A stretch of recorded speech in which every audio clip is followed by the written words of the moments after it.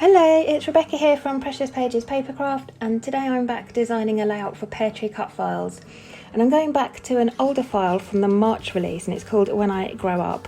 And I'm going to be using that with Simple Stories Bro & Co collection, and getting a bit messy with a mixed media background. So I've pulled loads and loads of supplies out. I've got my Stays On ink and loads of stamps that I think might work.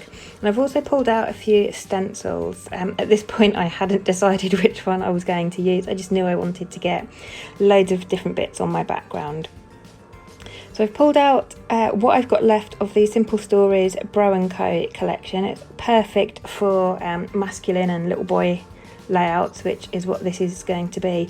So this file I requested from Marie because walking home from the school run one day, I'd taken my little boy's scooter with us, and we came across obviously the big adult scooters that you can rent, I guess from the local authority, and he parked his little scooter up amongst them and was so pleased with himself and said, "Mummy, when I grow up I can ride one of these."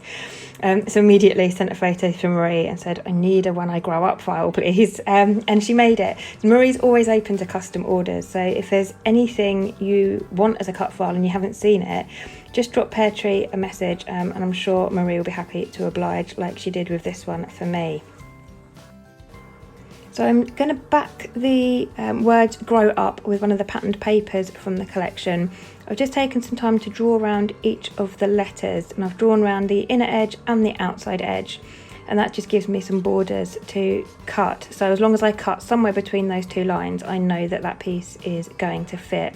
I could have cut them on my silhouette, but I'd closed Silhouette Studio down before I'd kind of thought of doing it, and I hadn't really picked my pattern paper at that point, so I'm just going to do it by hand. So I've cut those all out, and I'm just going to stick them down flush to the cut file. I normally like to add a bit of dimension when I'm using cut files, so I will either raise my sort of letters on foam, or I will back them flush like I'm doing here and raise the whole thing on foam. And yes, I've just backed my O the wrong way round. This video is sped up obviously because otherwise you'd be here for quite some time. It actually took me probably about 30 seconds to realise that my O was back to front. I just carried on and then suddenly realised, so I had to quickly change that around. And even though I'd given myself some cutting lines, I still had a couple of little bits I needed to trim off just to tidy that up. And then I'm going to come back in with the centre of the letters. I cut these out, sort of the centre of the O, the R and the P there. I cut those middle sections out off camera just later on with a craft knife, just because I didn't want you to have to sit looking at the top of my head, but I will cut those out. So my cut file's now backed, and like I said, I'll cut those letters out later, and I've figured out where I want my photos to sit. I'm just marking with a pencil sort of the area that that's going to cover, because I'm going to channel my inner Brandy and get loads of stamping on my background. If you're not familiar with Brandy's work, she's also on the Peartree design team.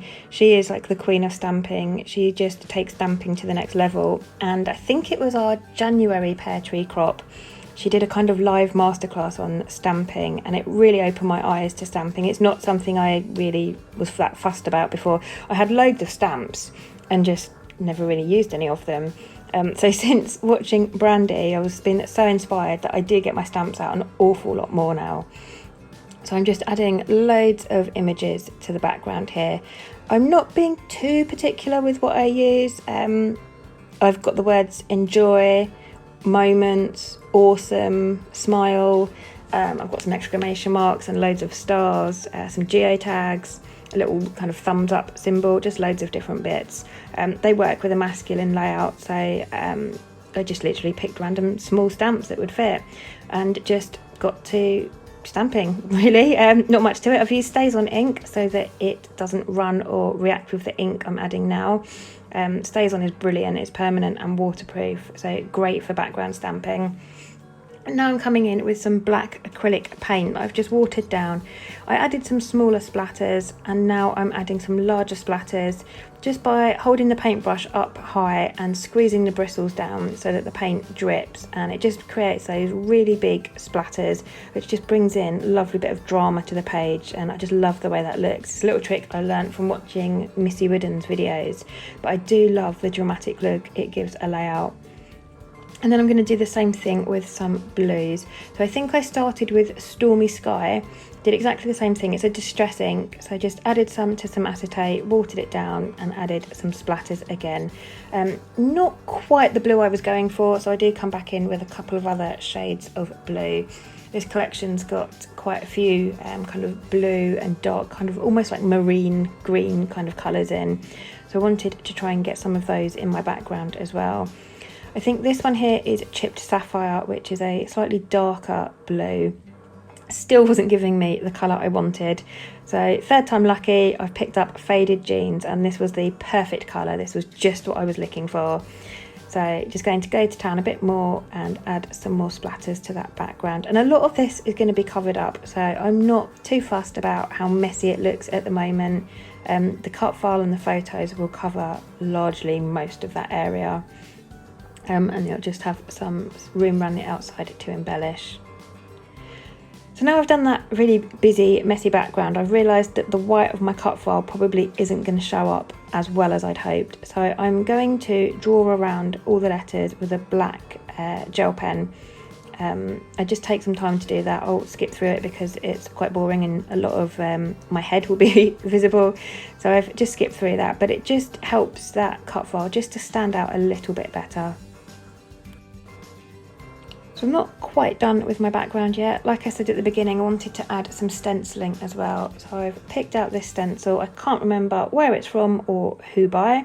I think I bought it from Paper Maze a while back. It's got like little crosses on it.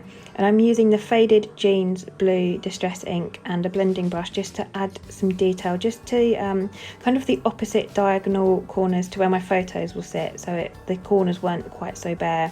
And then I'm going to do a little bit in the middle as well, because some of that middle will show through the cut file, so I don't want to completely abandon that area. I do want some colour there, so I just add a little bit of faint blue through the centre. And then I want to have some more blue on the page, so I'm going to rip a section of my background on each side. I rip it rather than cut it because I love the texture and interest that brings to the page. And then I'm going to back those areas with one of the pattern papers from the collection. So I like the way that's looking. I'm going to do the same thing on the other side, just tear it and use an edge distresser just to kind of turn that edge back a bit. And then again back with the blue. Once I'd finished this layout and turned my camera off and was about to photograph it, I decided I wanted something else to just kind of finish off those torn sections. So I don't show it on camera, but what I do, you'll see it in the close-ups, I just add some staples to those areas, kind of top and bottom of each of those tears, just to finish those off. And then I've backed my cut file flush, so I'm now going to raise the entire thing up on foam pads to bring in some dimension. And I'm going to do the same in my photos, just stick some large adhesive craft foam to the back of those. And this craft foam is really cheap. I buy this in the range, and I think you get 10 A4 sheets for £5 or something like that. But I do love it for raising my photos up. You can cut it to size. And then just adding some double-sided tape, and I'm going to get my photos stuck in place so that I can then figure out how I want to embellish this layout. So I've got a scrap left of this starry patterned paper from the same collection. I'm just going to take some time and fussy cut some of those out. I'll skip through that because it's very repetitive.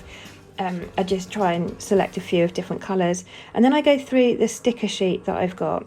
And I don't have any ephemera or anything from this collection. I literally just have the sticker sheet. So I'm just going to pull off some of the stickers. I don't know yet where I want to position them. So I pull off a load that I think will work, and I stick them to white cardstock. And then I'm going to cut those out, and then they kind of work like ephemera.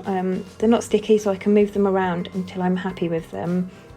I raise some of them up, or most of them up, onto foam pads again for some more dimension. And I just kind of pick out things that would work. I've got some more stars there, obviously. I've got Oh Yeah and Dude. He's wearing a hoodie and his little school backpack in these photos. Sorry, I've just realised there's a load of glare on one of my photos. Right on his face, bless him. Yeah, so he's wearing his hooded jumper and his coat and his backpack, so I've picked those off as well. And another one that says caution teen inside, because that just sums up my little boy perfectly. He's only 4, but he is very fast at developing the attitude of a 14-year-old, so that works really well. So now I've cut all of those pieces out, and like I said, they're not sticky on the back now, so I can move them around and kind of position them where I want. And actually I pretty much stick things where they land. I don't do much faffing. There's such a busy background to this layout that I don't want to overload the page too much more, but I do need to have some bits on there. So I'm going to work on the kind of diagonal where I did the stenciling, so the opposite diagonal to my photos.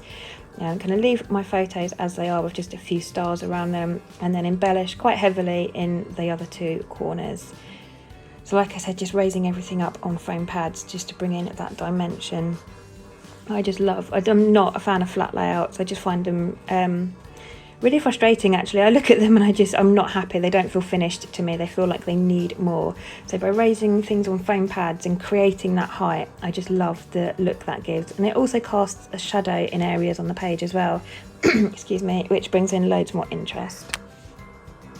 And that's me done. So thank you very much for joining me. Like I said, this is a custom cut file that I asked Marie to create. So if there is anything you'd like, do just drop either Marie or Peartree Cutfiles a message, or post on the Facebook group, and I'm sure Marie will be happy to oblige. I'll pop the link for the Facebook group in the comments below. If you're not already in the group, do join. We have weekly freebies and monthly crops and all sorts of things going on there, and you also get sneak peeks of the new stenciled and Peartree pieces that Marie's started making and releasing every month too. So great to get ahead and see what she's been playing with and making for the month ahead. But for now, I shall leave you with the close-ups, and I'll see you next time. Thanks very much.